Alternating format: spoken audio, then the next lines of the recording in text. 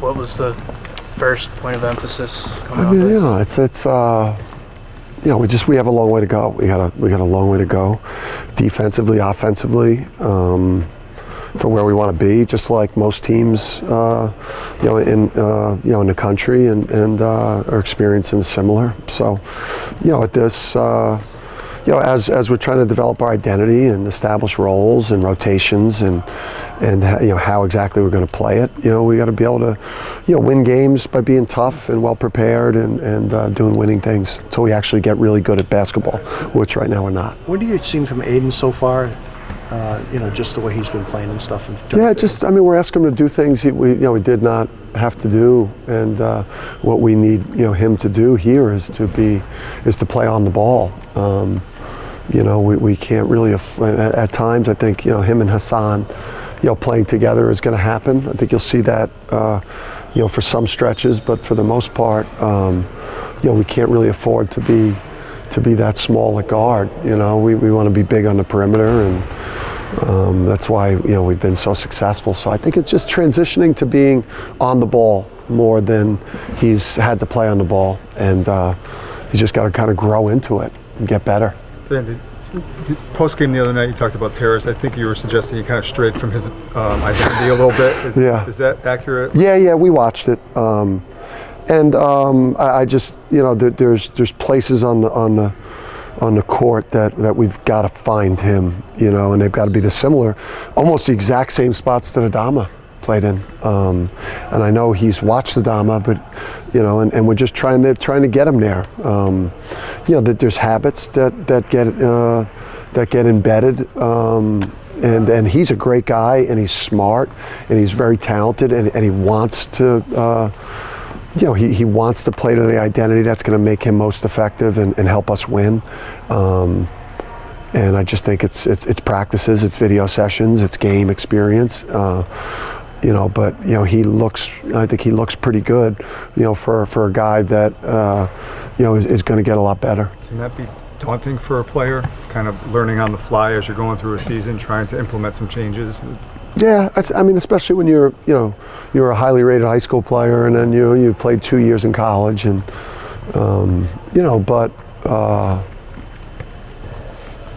I mean, I would listen to the coaches from the back-to-back champs that have put guys in the NBA, and I would just listen to people that seemingly know what they're doing. Even though he played at a high level in Michigan, obviously, it's just still kind of more different for him than he thought it was going to be? Yeah, I mean, the standard, well, I don't want to say the standards, because Juwan's an excellent coach, and you know, he had a lot of success at Michigan, Juwan did, so I just think it's, you know, there's screening and playing for deep position and grabbing the ball with two hands, and it's these fundamental things. I mean, you could see the talent, the physicality, and you know, it's rotations on defense, it's ball screen defense, it's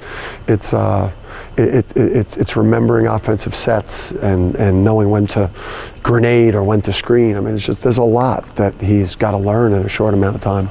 Dan Lemoyne gave Syracuse a pretty good run last week. Does that catch your eye a little bit? Excellent. I mean, you watch them play, and you see a lot of, you know, it reminds you of the way we play. Play really hard, and just really, really good offense, really good schemes, really good offensive players. You know, I think like just everyone that's on the court is like a really good offensive player for them. Unique athletic center that gets in passing lanes. You know, and then, you know, Trout, you know, or Fouts, who plays the 4 and the 5, who, I mean, they're a really, really good offensive team. By far the best offensive team we've played against, and just like watching them play. I always love playing against people that you think are really good on offense, but you got a lot of respect for how they play. Did you think that Samson maybe would by now move beyond some of his foul trouble? I know he could still get it, but it just seems like it's still an issue. I just think it's a mental thing where it's like, okay, I've waited my time for the opportunity here. I've played behind Adama and Donovan. I played behind, you know, then I got on the court and I broke my foot. You know, I broke my foot. You know, then I finally get on the court behind Donovan, and now is this opportunity for me. Just, you got to want it bad enough, but not too bad, where you make yourself antsy and jumpy, and I think that's where he's just got to kind of just we're going with you, man. Let's go. Just go out there, fly around the court like we're used to seeing you fly around the court, and stop getting into so many wrestling matches with people. Just break the contact with people and just use your athleticism. Stop wrestling with people. Get off bodies and jump. Stop tangling up with people and just get off bodies and use your athletic ability. I think it's that simple. I'm sorry. Can you talk through Jaden Ross's progression from? If I remember when he first got here last year, you were pretty high on him. Yeah. Didn't play a lot. Yeah. How did he get to here? Yeah. Just tools. He's got great tools. He's got traits that, clean shooting and a good feel for the game, and obviously athleticism and size. And then, the pedigree with the family.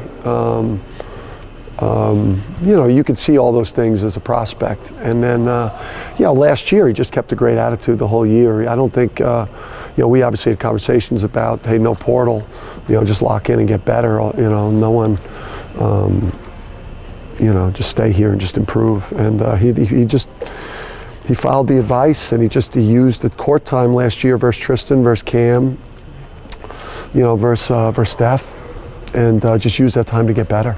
So is this what you envisioned a year ago, him developing into this now? Yeah, I think if with those sophomores, if we didn't believe that they could be, all three of them, ranging from starters to in our top 7, we would have went in the portal. So we believe in the talent with those 3 guys. Yeah, is Yousef just still kind of a little too raw? Or?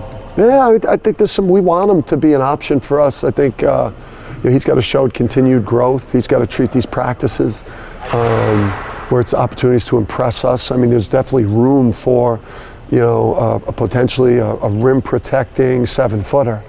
I think any coach would want to put a rim protecting 7-footer that can roll and catch dunks at the rim. So he's got to keep pushing himself to not get discouraged. What's Jaden like as a kid, just, to deal with on a day-to-day? Jaden or Jalen? Jaden. Jaden, it's just smart, personable, alive, non-zombie, you know what I mean? Just fun to coach because he looks you in the eyes and, responds, and you could have a conversation with him, and he's not just always grabbing at his phone, he's actually alive in the world with us here. So it's awesome. What are some of those things defensively that young players struggle with? I know Alex obviously did a lot his freshman. Ball watching, getting cut, not navigating screens the right way, just having poor stance technique, having poor closeout technique, a lack of awareness, a lack of an ability to take scouting, how we want to guard things, transition defense, rotations, understanding the multiple ball screen defensive coverages. Just those things. Just those things. Didn't have that ready. Just those Does things. it normally take you a while to bring them along and to get them to where you want them to? Yeah, just every player is different. I think it's easier.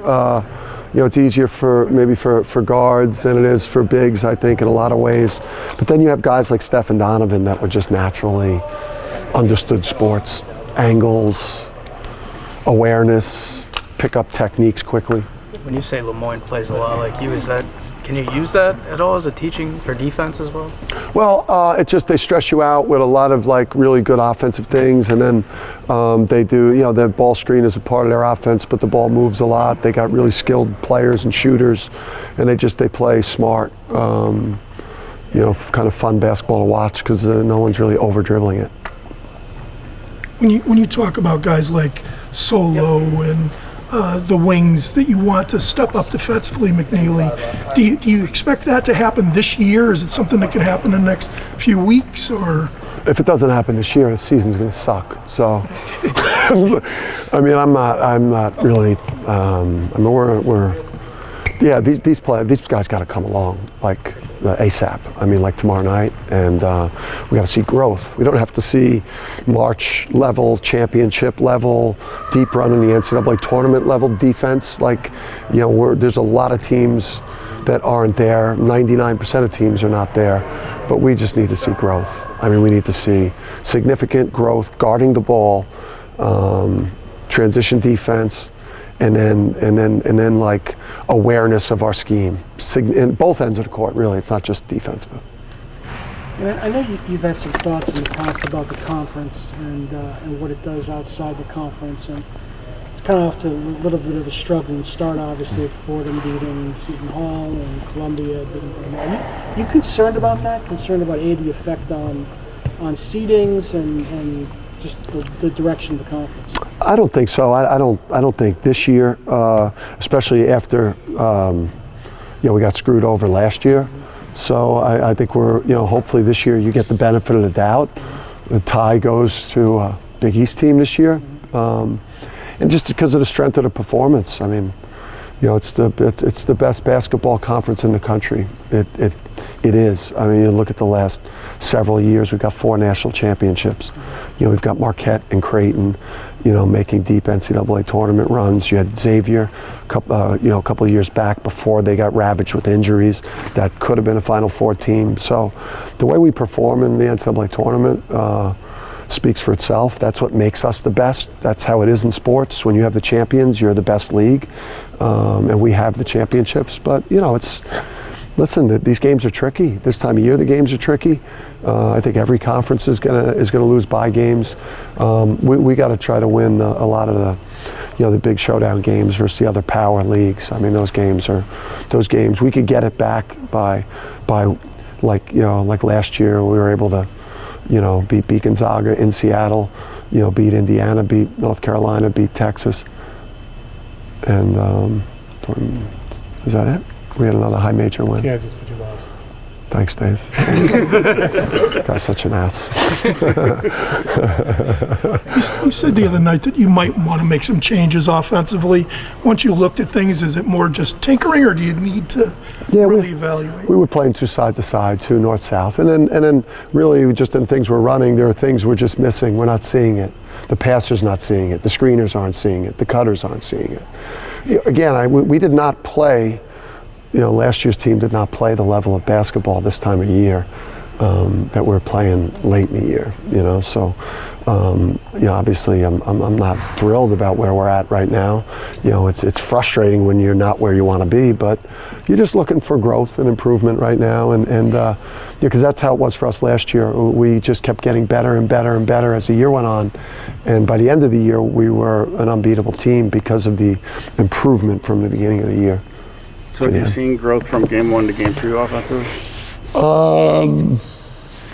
It's not linear, this is not, I mean, it's where we want to be is not going to be a linear process where every game it's better. There's going to be some stops and starts. There's going to be a progress and then struggle. You got to have the right level of patience and impatience as a coach. All right, everybody. Thank you, guys.